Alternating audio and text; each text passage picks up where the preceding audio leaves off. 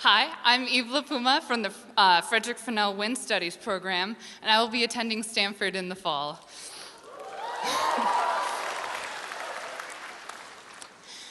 It is widely accepted in my family that my very first word was no.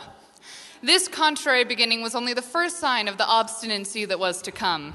As a child being filmed in our home videos, any moment where the camera was not focused on me was obviously a wasted one.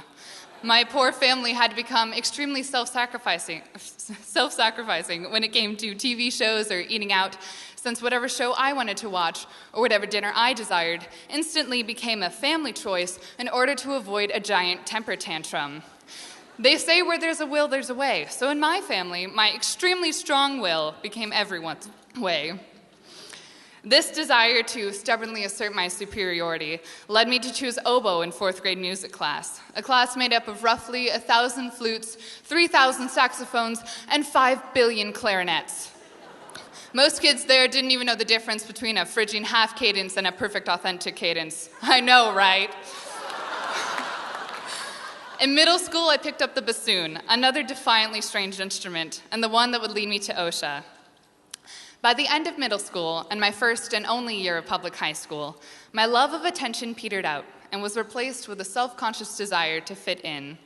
I watched how I dressed, what I said, who I hung out with. In my need to fit in, I became subservient to the desires of my friends, doing everything I could to make them like me, even if the me I was being was a drab shadow of who I so unapologetically was as a child. Music class was the only time I really felt I could express myself without fear. I wasn't expecting to come here in 10th grade.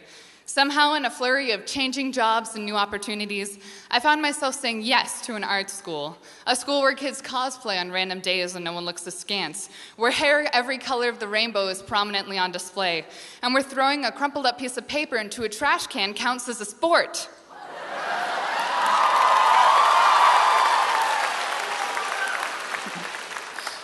What struck me most in my first days at OSHA was the complete acceptance of what public school kids would consider weird.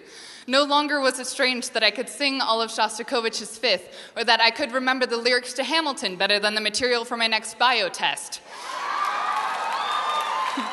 In fact, I was encouraged to express myself through my clothing style, or lack thereof, my actions, my words, and of course, my instrument. OSHA students defiantly go against all expectations of what high schoolers should be like. I have found students here with an all-consuming passion for their art, willing to sacrifice their sleep, their sanity, and their social lives to do what they love. Regardless of whether we pursue our art professionally, we learn, however unwillingly, how to get from the web to the 7th floor during a single passing period, some semblance of time management, and just how important the arts are to create a diverse and empathetic world. Beyond the students, there is the talented and tireless staff. Faculty like Ms. Sharoma, who immediately answered every email I had, no matter how obtuse the question, to Mr. Schaefer, who has provided at least half the quotes in my quote book, to virtually every academic teacher I had. They endeavored to make it clear that education means more than Common Core or an AP test. They made me feel like I was not my GPA, even as the college application process seemed to suggest the opposite. That's not to say OSHA has been easy. Going from public school to OSHA is a bit like learning how to ride a bike and then being asked to pedal up 7 flights of stairs in less than 10 minutes. Oh, and there's a whole school of people trying to do the same. It's no surprise most OSHA graduates say OSHA has made them over-prepared for college. While I've learned many things during my time here, there are 3 particular values I know I will carry with me to college and beyond. The first is work ethic.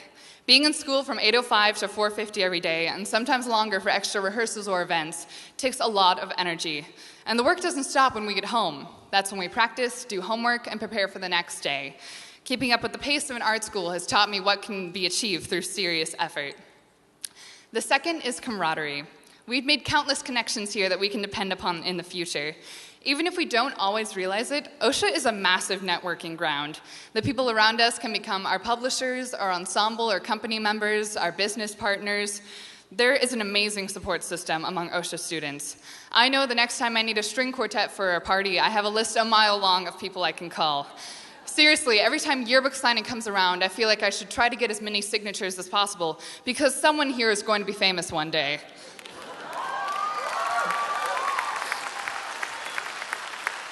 And finally, the third value I've gained is tolerance.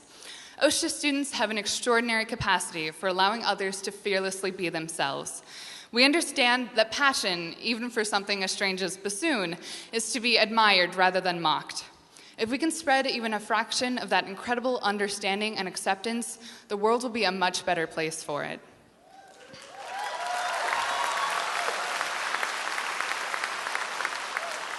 So, as we prepare to begin the next stage of our lives, I think it's time to take some advice from my 2-year-old self and say no. Say no to mediocrity, laziness, apathy, and that great evil, complacency. When the world tries to tell us we can't do something or we're not good enough, we fight back by proving the opposite. We know how to work our you-know-what's off, and we have the skills needed to build a better future.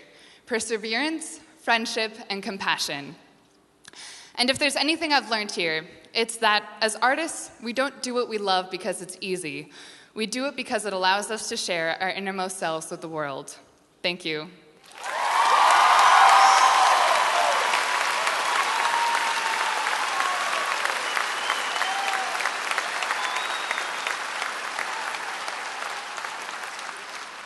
Now, please welcome OSHA founder and executive director, Dr. Ralph S. Opasek, and featured seniors to perform